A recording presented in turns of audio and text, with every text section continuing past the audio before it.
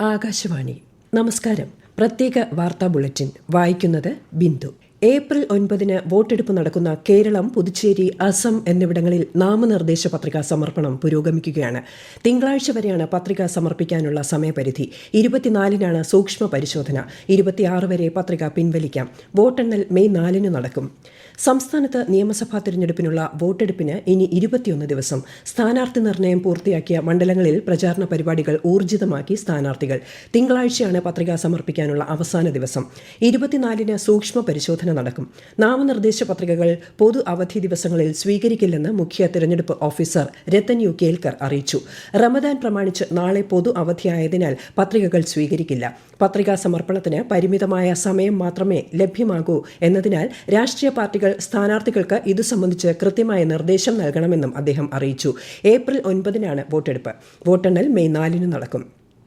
നിയമസഭാ തെരഞ്ഞെടുപ്പിൽ ധർമ്മടം മണ്ഡലത്തിലെ LDF സ്ഥാനാർത്ഥിയായി മുഖ്യമന്ത്രി പിണറായി വിജയൻ നാമനിർദ്ദേശ പത്രിക സമർപ്പിച്ചു. തലശ്ശേരിയിലെ ജില്ലാ രജിസ്ട്രാർ ജനറൽ സച്ചിൻ കൃഷ്ണ മുൻപാകെയാണ് പത്രിക സമർപ്പിച്ചത്. അതേസമയം പേരാവൂർ മണ്ഡലം UDF സ്ഥാനാർത്ഥി സണ്ണി ജോസഫിന്റെ റോഡ് ഷോ ഇന്ന് വൈകിട്ട് ഇരിട്ടിയിൽ നടക്കും. അഴീക്കോട് നിയോജക മണ്ഡലം NDA സ്ഥാനാർത്ഥി KK വിനോദ് കുമാറിന്റെ റോഡ് ഷോ ഇന്ന് പുതിയ തെരുവിൽ നടക്കും. നിയമസഭാ തെരഞ്ഞെടുപ്പിൽ 39 സ്ഥാനാർത്ഥികളുടെ രണ്ടാം ഘട്ട പട്ടിക പുറത്തിറക്കി BJP. ആറന്മുളയിൽ കുമ്മനം രാജശേഖരൻ മത്സരിക്കും. ധർമ്മടം മണ്ഡലത്തിൽ K രഞ്ജിത്താണ് ഇത്തവണ ജനവിധി തേടുന്നത്. മഞ്ചേരിയിൽ പത്മശ്രീ M-ഉം കുണ്ടറയിൽ റോബിൻ രാധാകൃഷ്ണനും മത്സരിക്കും. ആലപ്പുഴ നിയോജക മണ്ഡലത്തിലെ LDF സ്ഥാനാർത്ഥി PP ചിത്തരഞ്ജൻ നാമനിർദ്ദേശ പത്രിക സമർപ്പിച്ചു. ആലപ്പുഴ RDO സമീർ കിഷൻ മുമ്പാകെയാണ് പത്രിക സമർപ്പിച്ചത്. അവശ്യ സേവന വിഭാഗത്തിൽപ്പെട്ട വകുപ്പുകളിൽ നിന്ന് തെരഞ്ഞെടുപ്പ് ജോലിക്ക് നിയുക്തരായവർ തപാൽ വോട്ടിന് 21 വരെ അപേക്ഷിക്കണം. ഫോം പൂരിപ്പിച്ച് 21-ന് മുൻപായി റിട്ടേണിംഗ് ഓഫീസർക്ക് സമർപ്പിക്കണം. ഏപ്രിൽ 3, 4, 5 തീയതികളിൽ വോട്ടർ ഫെസിലിറ്റേഷൻ സെന്ററുകളിൽ വോട്ട് രേഖപ്പെടുത്താം. 40% ഭിന്നശേഷിയുള്ള വോട്ടർമാർക്കും മുതിർന്ന പൌരന്മാർക്കും പോസ്റ്റൽ ബാലറ്റിനുള്ള ഫോം 12D BLOമാർ വിതരണം ചെയ്തു തുടങ്ങി. പൂരിപ്പിച്ച ഫോമുകൾ BLOമാർ തന്നെ തിരികെ വാങ്ങി വീടുകളിൽ തന്നെ വോട്ട് ചെയ്യാനുള്ള നടപടികൾ സ്വീകരിക്കും. ഇതിനായി പ്രത്യേകം ജീവനക്കാരെ നിയോഗിക്കും. തെരഞ്ഞെടുപ്പ് പ്രചാരണത്തോടനുബന്ധിച്ച് രാഷ്ട്രീയ പാർട്ടികളുടെ താൽക്കാലിക ഓഫീസുകൾ സ്ഥാപിക്കുന്നതിന് കർശന നിയന്ത്രണങ്ങൾ ബാധകമാക്കുമെന്ന് തെരഞ്ഞെടുപ്പ് കമ്മീഷൻ. പ്രചാരണത്തിനായി താൽക്കാലിക ഓഫീസുകൾ ആരംഭിക്കുന്നത് നിയമവിധേയമായ ഇടങ്ങളിലായിരിക്കണം. കയ്യേറ്റ സ്ഥലങ്ങളിൽ ഇത്തരം താൽക്കാലിക ഓഫീസുകൾ അനുവദിക്കില്ലെന്നും ഇത് സ്വകാര്യ സ്ഥലമാണെങ്കിലും പൊതു സ്ഥലമാണെങ്കിലും നിരോധനം തുടരുമെന്നും അധികൃതർ അറിയിച്ചു. സംസ്ഥാനത്ത് വോട്ടർ പട്ടികയിൽ പുതുതായി പേര് ചേർക്കാൻ തിങ്കളാഴ്ച വരെ സമയം.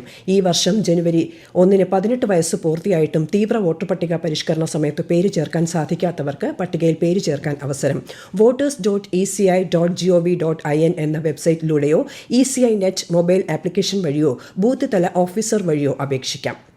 പ്രതികളായ പങ്കജ് ഭണ്ഡാരിക്കും ഗോവർദ്ധനും കൊല്ലം വിജിലൻസ് കോടതി ജാമ്യം അനുവദിച്ചു. അറസ്റ്റിലായി 90 ദിവസമായിട്ടും പ്രത്യേക അന്വേഷണ സംഘം കുറ്റപത്രം സമർപ്പിക്കാത്ത സാഹചര്യത്തിൽ സ്വാഭാവിക ജാമ്യമാണ് പ്രതികൾക്ക് ലഭിച്ചത്. ഇതോടെ സ്വർണ്ണക്കൊള്ളക്കേസിൽ പ്രതികളായ 10 പേർ ജാമ്യം നേടി. KP ശങ്കരദാസും N വിജയകുമാറും മാത്രമാണ് ഇനി റിമാൻഡിൽ അവശേഷിക്കുന്നത്. കോഴിക്കോട് ഷിഗല്ല ബാധിച്ച 3 വയസ്സുള്ള കുട്ടി മരിച്ചു. പേരുവയൽ സ്വദേശിയായ കുട്ടിയാണ് മരിച്ചത്. മെഡിക്കൽ കോളേജിൽ ചികിത്സയിലായിരുന്നു. പ്രദേശത്ത് കിണറുകളിൽ ക്ലോറിനേഷൻ ഉൾപ്പെടെയുള്ള പ്രവർത്തനങ്ങൾ ഊർജിതമാക്കി ജനങ്ങളിൽ രോഗത്തെക്കുറിച്ചുള്ള അവബോധം സൃഷ്ടിക്കുന്നതിന് ആവശ്യമായ ബോധവൽക്കരണ ക്ലാസുകളും ആരോഗ്യവകുപ്പിന്റെ നേതൃത്വത്തിൽ നടക്കുന്നുണ്ട്. സംസ്ഥാനത്ത് റംസാൻ മാസപ്പിറവി ഇന്ന് ദൃശ്യമായാൽ വിവരം അറിയിക്കണമെന്ന് വിവിധ ഖാസിമാർ അറിയിച്ചു. ഒമാൻ ഒഴികെയുള്ള ഗൾഫ് രാജ്യങ്ങളിൽ നാളെയാണ് ചെറിയ പെരുന്നാൾ. സംസ്ഥാനത്ത് വിവിധ ജില്ലകളിൽ ഇന്ന് താപനില ഉയരാൻ സാധ്യതയെന്ന് കേന്ദ്ര കാലാവസ്ഥാ വകുപ്പ്. ഉയർന്ന ചൂട് ഗുരുതരമായ ആരോഗ്യ പ്രശ്നങ്ങൾക്ക് കാരണമാകും എന്നതിനാൽ ജനങ്ങൾ ജാഗ്രത പാലിക്കണമെന്നും നിർദ്ദേശമുണ്ട്. അൾട്രാവയലറ്റ് സൂചിക ഉയർന്നതിന്റെ പശ്ചാത്തലത്തിൽ പത്തനംതിട്ട, ആലപ്പുഴ, കോട്ടയം, ഇടുക്കി ജില്ലകളിൽ ഓറഞ്ച് ജാഗ്രത പ്രഖ്യാപിച്ചിട്ടുണ്ട്. സംസ്ഥാനത്ത് ചിലയിടങ്ങളിൽ ഇന്ന് ഇടിമിന്നലോട് കൂടിയ മഴയ്ക്കും ശക്തമായ കാറ്റിനും സാധ്യതയുണ്ടെന്ന് കാലാവസ്ഥാ വകുപ്പ്. ഇടിമിന്നൽ സാധ്യത മനസ്സിലാക്കാൻ കേന്ദ്ര കാലാവസ്ഥാ വകുപ്പ് തയ്യാറാക്കിയ ദാമിനി മൊബൈൽ ആപ്ലിക്കേഷൻ ഉപയോഗിക്കാം. ഖത്തറിന്റെ പ്രധാന ഊർജ്ജ അടിസ്ഥാന സൗകര്യങ്ങൾക്ക് നേരെയുള്ള ഇറാൻ മിസൈൽ ആക്രമണത്തെ തുടർന്ന് കർശന മുന്നറിയിപ്പുമായി അമേരിക്ക. പശ്ചിമേഷ്യയിലുടനീളം സംഘർഷം രൂക്ഷമാണ്. ഖത്തറിന് നേരെയുള്ള ഇറാന്റെ ആക്രമണങ്ങൾക്ക് വാഷിംഗ്ടൺ ശക്തമായി മറുപടി നൽകുമെന്ന് പ്രസിഡന്റ് ഡൊണാൾഡ് ട്രംപ് പറഞ്ഞു. ഇത്തരം ആക്രമണങ്ങൾ ആവർത്തിച്ചാൽ ഇറാന്റെ സൗത്ത് പാസ് ഗ്യാസ് ഫീൽഡ് തകർക്കുമെന്നും ഡൊണാൾഡ് ട്രംപ് വ്യക്തമാക്കി. പ്രത്യേക വാർത്താ ബുള്ളറ്റിൻ കഴിഞ്ഞു. അടുത്ത വാർത്താ പ്രക്ഷേപണം വൈകിട്ട് 6:30.